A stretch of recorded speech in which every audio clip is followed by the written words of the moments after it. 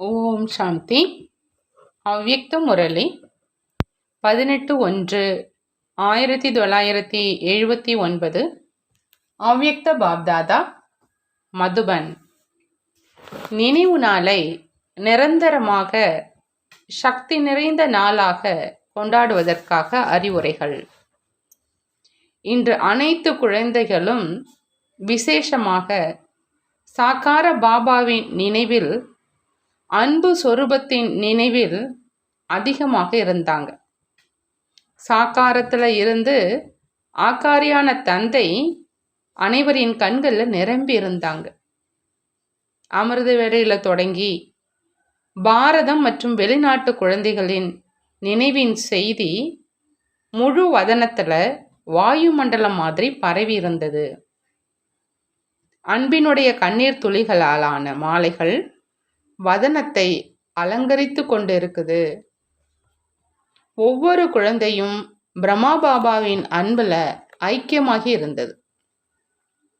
நாலாபுறங்கள்ல இருந்து இதயத்தை வென்றவரினுடைய ஒளி பாப்தாதாவிடம் வந்து சேர்ந்து கொண்டிருந்தது. ஒவ்வொருத்தவங்களும் மனதால தந்தையினுடைய மகிமையின் அழகான ஆராதனை நல்ல ஒரு இசைக்கு சமமாக வதனத்தில் ரீங்காரித்து கொண்டிருந்தது. ஒவ்வொருவரினுடைய நம்பிக்கையின் தீபம் எரிந்து வதனத்தை அலங்கரித்து கொண்டிருந்தது. பாப்தாதா குழந்தைகளினுடைய அன்பை பார்த்து புன்முறுவலிட்டு கொண்டிருந்தாங்க.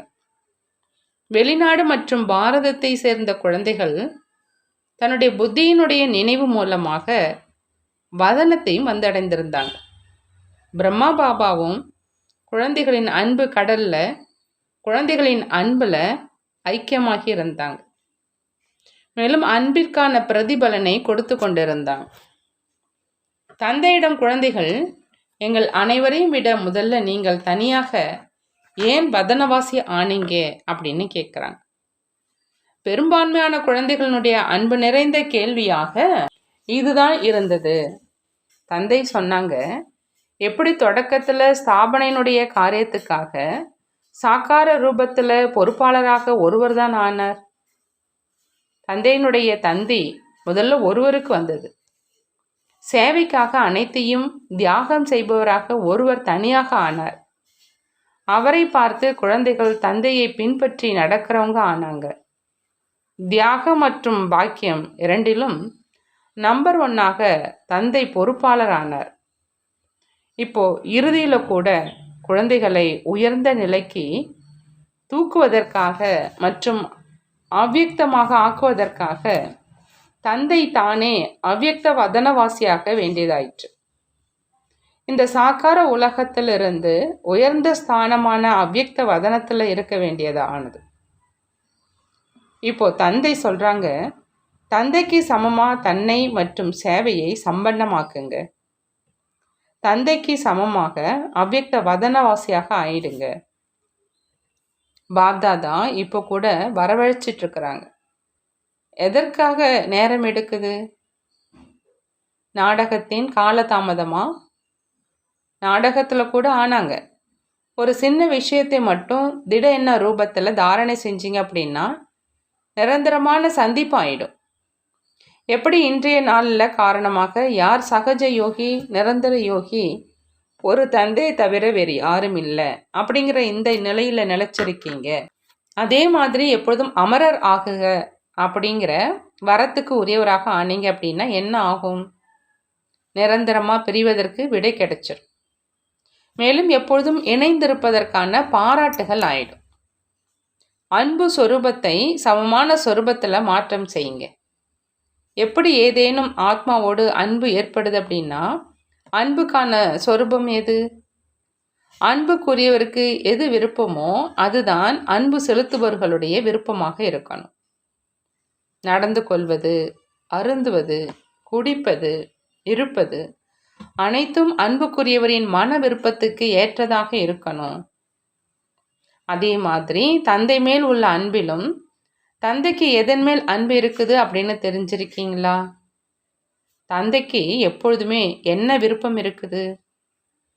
தன்னுடைய மன விருப்பம் இல்லை, ஆனால் அன்பிற்குரிய தந்தையினுடைய மன விருப்பம். ஆகையினால என்ன காரியம் செஞ்சாலும், எண்ணத்தை உருவாக்கினாலும் முதல்ல அன்புக்குரிய தந்தைக்கு மன விருப்பமானதா அப்படின்னு யோசிங்கிறாங்க பாபா. ஒருவேளை தந்தைக்கு விருப்பமானது இல்லை அப்படின்னா மற்றவர்களுக்கும் விருப்பமானதாக இருக்க முடியாது.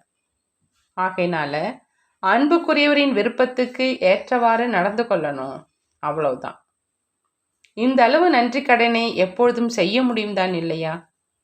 அனைத்து உறவுகளின் அன்புனால இந்த அளவு பலனடைஞ்சிருக்கீங்க அப்படின்னா கடினம் அனுபவமானதா?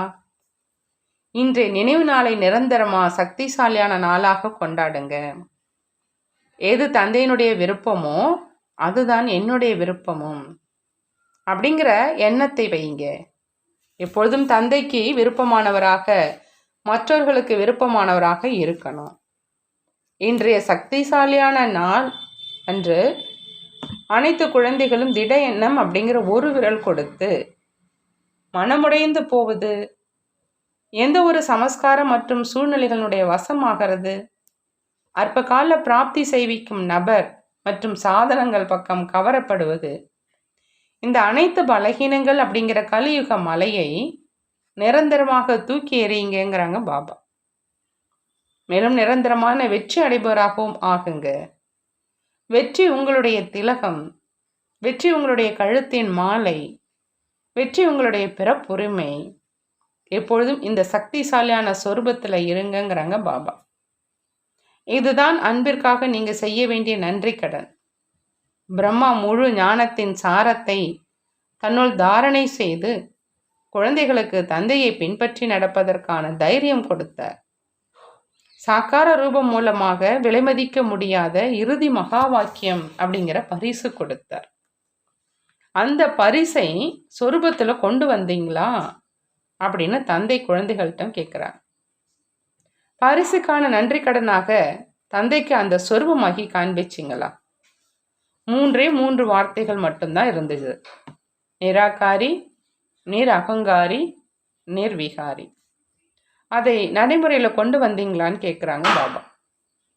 சாக்கார பாபாவின் அன்பிற்கு நன்றி கடன் சாக்கார ரூபத்தில் செய்கிறது.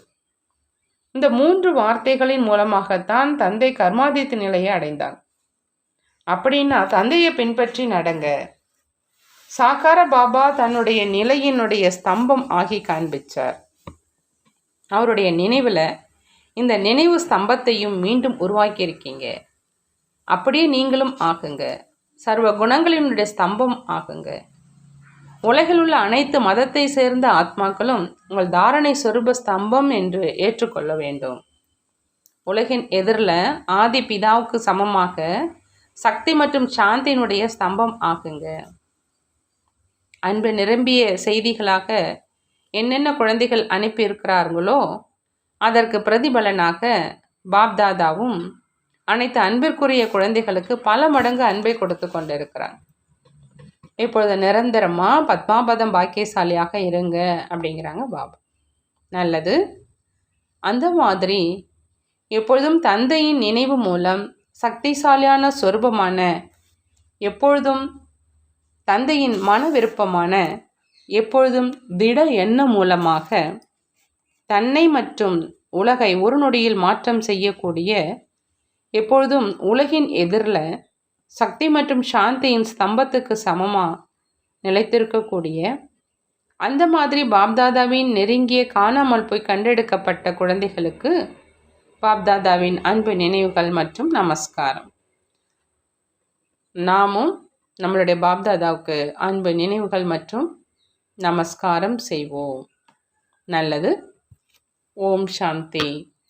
நன்றி பாபா. நன்றி.